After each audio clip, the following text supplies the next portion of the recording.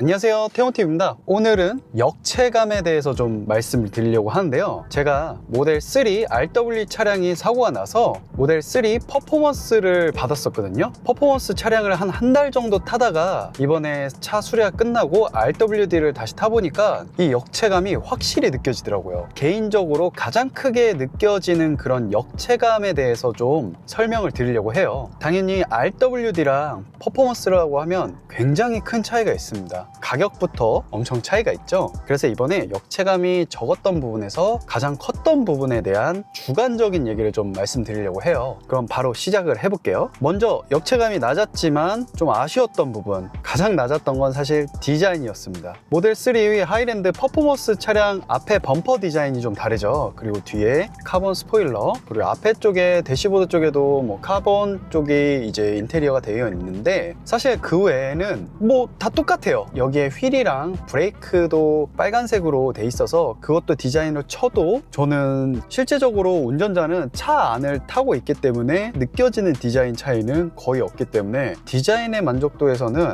가끔 차를 타러 갈 때 더 이쁘네 이 정도지 엄청나게 큰 차이는 없어서 디자인에 대한 역체감은 거의 없었습니다. 그 다음으로 조금 더 컸던 역체감은 배터리입니다. 아시겠지만 RWD에서 퍼포먼스의 배터리 용량은 그렇게 크게 늘어나지 않았습니다. 그래서인지 배터리 용량에 대한 체감은 사실상 거의 없었어요. 특히 퍼포먼스를 렌트를 하고 장거리를 많이 뛰진 않았거든요. 그리고 출퇴근을 하다 보니까 거의 집에서 충전을 하고 그래서인지 기존 RWD랑 체감상으로 느껴지는 배터리의 증가된 용량을 느끼기는 어려웠습니다. 대신 롱레인지를 탔다면 좀 더 편했겠죠. 그래서 이 배터리 부분도 조금 역체감이 좀 낮았다. 그 다음으로는 조금 더 역체감을 느낄 수 있던 부분입니다. 바로 시트입니다. 퍼포먼스 시트를 앉다가 기본 시트를 앉아보니까 진짜 차이가 나긴 나요. 왜냐하면 퍼포먼스 시트는 아시다시피 옆에 좀 더 잡아주는 그런 느낌이 있어요. 그래서 착좌감이라고 하죠. 이런 게 훨씬 더 안정적이고 편하기까지 합니다. 운전자가 딱 운전하기 좋게 시트가 운전자를 감싸주는 그런 느낌이에요. 그래서 오랜만에 RWD 기본 시트를 앉아보니까 뭔가 이상한 거야. 뭐지? 왜 이상하지? 라고 했는데 바로 이 시트의 차이를 단번에 느낄 수 있었습니다. 특히 그 헤드레스트에 있는 약간의 그 쿠션이 뭔가 앉았을 때 각도가 딱 맞는 그런 느낌이었거든요. 근데 그 쿠션이 없다 보니까 다시 목 쿠션을 대야 되는 그런 상황이 왔습니다. 그래서 퍼포먼스 시트가 좀 그립다라는 걸 느꼈고요. 그 다음으로 역체감을 말씀드리자면 달라진 이 서스펜션의 느낌이 좀 아쉬웠습니다. 모델 3 RWD에도 이제 핸들 조절이 가벼운 저항이 있어요. 제가 똑같이 퍼포먼스 탈 때도 가볍게 핸들을 설정을 해서 타봤는데 더 묵직하고 확실히 퍼포먼스가 좀 더 깔려서 가는 그런 느낌을 줘요. 그래서 처음에는 퍼포먼스를 탔을 때 핸들감을 가볍게 했는데도 굉장히 무겁다라는 느낌이 들었거든요. 그래서 기분 탓인가 했는데 역시나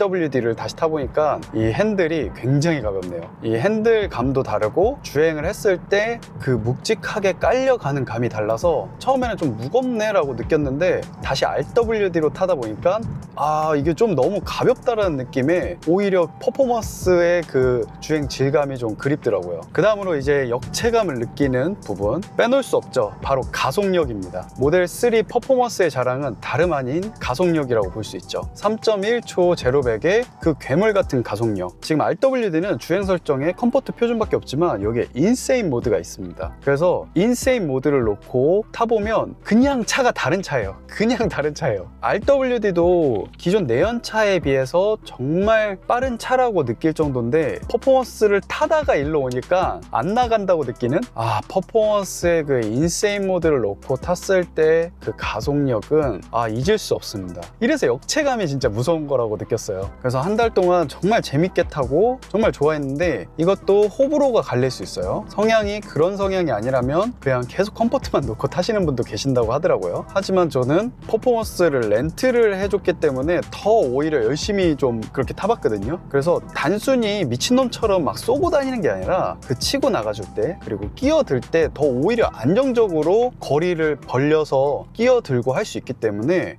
한편으로는 좀 더 안정적이지 않나라는 생각도 하기도 했어요. 그리고 한 번씩 이제 사람들 태워서 밟아주면 그 재미, 그 한 번을 위한 그 투자 가치가 있느냐라고 보면 비싸긴 합니다. 하지만 또 이런 걸 좋아하는 남자들이라면 보면 또 피할 수 없다. 제 친구도 한번 놓고 태워봤는데 와 이거지 라고 정말 탐을 냈던 가속력, 좀 이제 와서 보니까 그립네요. 진짜 대망의 1위는 다름 아닌 스피커입니다. 먼저 드릴 말씀은 앞으로 모델 3 혹은 주니퍼도 스피커 개수 RWD는 적은 걸로 알고 있거든요. 어쨌든 이 RWD와 롱레인지 퍼포먼스, 롱레인지와 퍼포먼스는 스피커 개수가 같으니까 RWD와 이 롱레인지의 스피커 차이가 얼마나 있을까에 대한 궁금하신 분들을 위해서 좀 말씀을 드릴게요. 저는 RWD를 처음에 탔을 때 스피커가 9개라는 건 알고 있었어요. 근데 탔는데 테슬라가 스피커 세팅을 어떻게 했는지 진짜 만족했거든요. 9개인 거에 비해서 정말 풍부하게 사운드 세팅을 잘했어요. 그래도 조금이나마 꼽자면 약간 앞쪽에 사운드가 몰려있는 느낌이었어서 아무래도 물리적으로 스피커 개수가 적으니까 그런 부족함은 느껴졌거든요. 그래도 이게 굳이 꼽자면이었지 처음에 딱 탔을 때는 스피커의 그런 성능에 대해서는 전혀 불만이 없었고 너무 만족했습니다.